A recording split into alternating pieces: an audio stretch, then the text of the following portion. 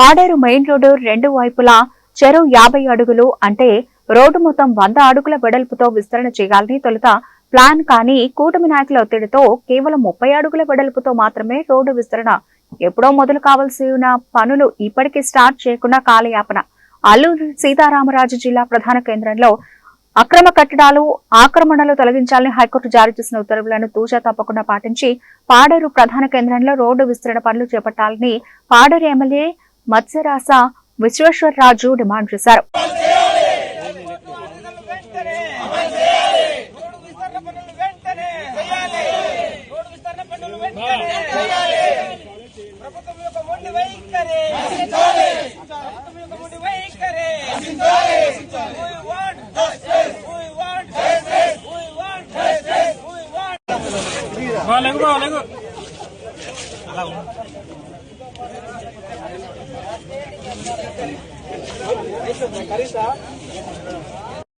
ఉంది ఆ షాపులంతా నష్టం జరుగుతుందని చెప్పేసి వాళ్ళు ఇంప్లిమెంట్ చేస్తున్నారు.